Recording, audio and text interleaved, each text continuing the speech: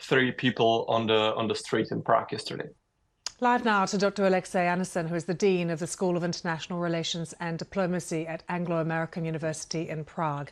Very good to have you with us. Thank you for joining us.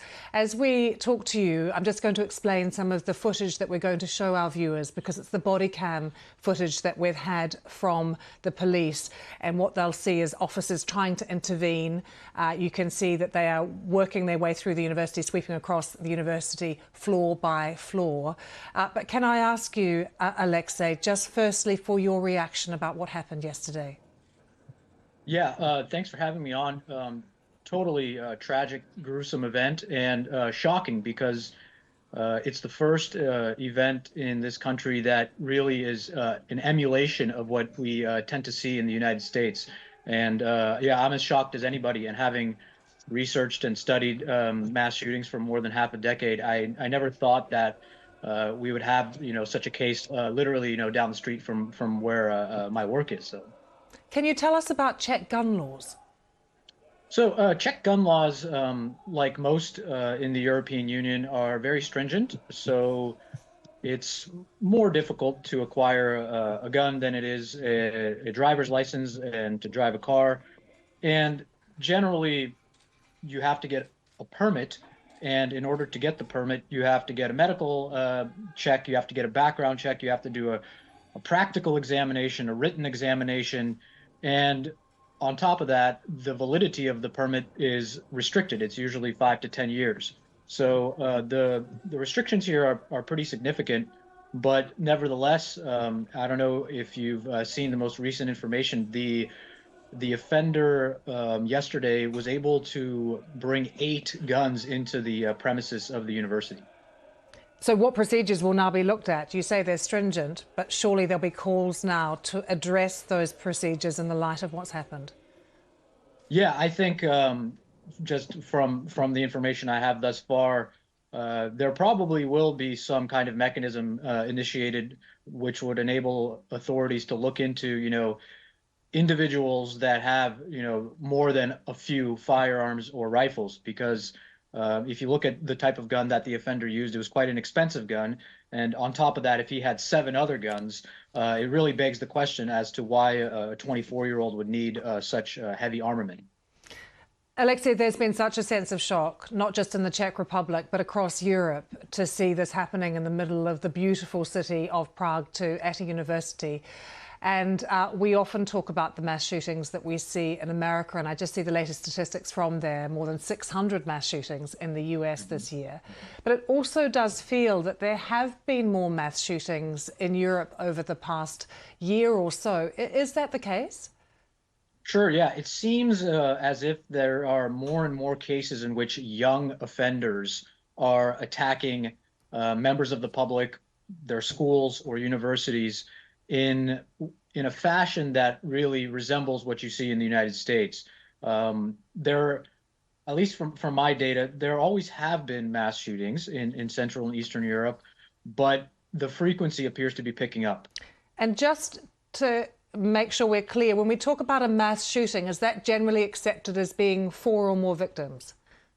Yeah, it's depending on the threshold. Some consider 3 or more fatalities, not including the offender. Others consider 4. In my own research, I've tended to, categorize them as attempted and completed mass shootings, with, the 4 fatality range being the completed case. So if we're seeing more of those in Europe, what does your research tell you about why that's the case? What are you linking it to? So it appears that there is some type of online self-driven radicalization that's ongoing with especially young offenders who are studying other offenders from the past, and they're emulating those that are successful. And by successful, I'm really going down the grotesque line of thought, where more people die, the more attention an incident gets, the likelier it is that someone's going to copy that offender. And that seems to be what the process is really constituting now. Online learning, self-driven radicalization, carried out by young individuals that have depressive and suicidal thoughts. How much do you attribute it to what many people automatically say at times like this when it's a young person, a young man in particular, that it's also the result of gaming, of things that they've found on the dark web, of social media? Yeah, it's really difficult, at least from like a social science perspective, to put any kind of causal attribution to any single factor. I think it's a combination of factors. There's definitely, with regard to gaming, desensitization that has surely been ongoing because the most popular games are, first-person shooters, and combined with, just the overall access to information about previous cases, it seems that a small subset of a given population is pursuing this type of, radically grotesque action. More generally then, if we look across Europe, is there anything that you think that specifically could be done to try and stop mass shootings happening? Well, there's, I think, two or three different trajectories that can be taken on. So first, with regard to gun legislation and regulation, really problematizing individuals that have more than a few guns. I think there should be law enforcement and ministries of interiors and security institutions should really look into individuals that have more guns than they need, so to speak, right? That really pertains to enthusiast collectors and their motivations. On the other hand, mental health is a thorny subject because often as researchers we don't know that someone is suffering from mental health problems until after the actual incident, apart from those relatively rare cases where an offender might have already been admitted to a psychiatric institution.